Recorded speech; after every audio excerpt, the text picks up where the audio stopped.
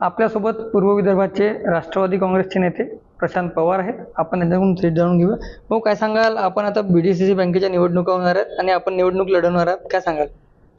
BDCC बँकेची निवडणूक ही 14 वर्षानंतर होत आहे आणि याच्यामध्ये राष्ट्रवादी काँग्रेस पक्षाचं एक सहकार पॅनल म्हणून यावेळेस आम्ही तयार केलेला आहे. मागच्या वेळेसही सहकार पॅनल होता.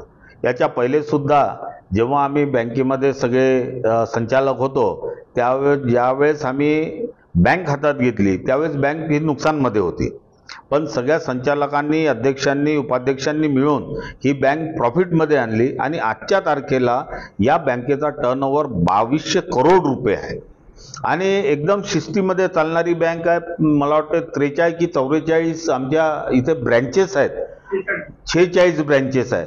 म्हणजे एका जिल्ह्यामध्ये जर जिल्हा बँकेच्या 46 शाखा जर ओपन होऊन राहिल्या तर याचा अर्थ की आमच्या बँकेची किती डिमांड आहे हे तुम्हाला यावेळेस कळून राहील.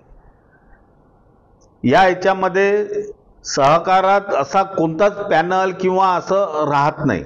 सहकारात सगळे मिळून इलेक्शन लढवतात.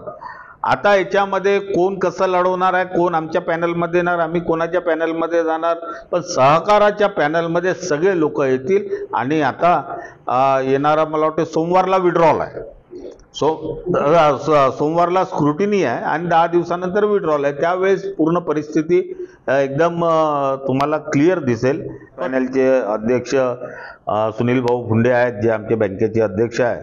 माननीय प्रफुल्लभाई पटेल आहेत, माननीय परिणयजी फुके आहेत, आमदार आमचे शहराचे आपले बोंडेकर साहेब आहेत.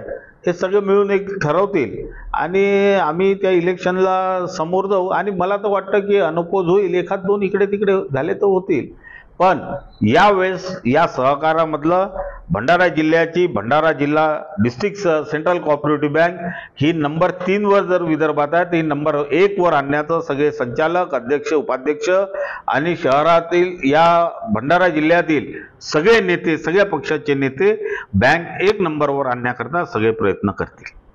नक्कीच बँक जी आहे ती 1 नंबरवर आणण्यासाठी सर्व लोक प्रयत्न करतील असं मत प्रशांत पवार यांनी व्यक्त केलेलं आहे.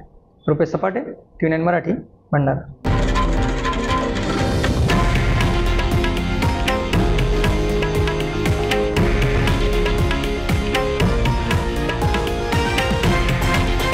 हे आहे देशातील नंबर 1 न्यूज नेटवर्क आणि आपण पाहत आहात TV9 मराठी, एकमेव.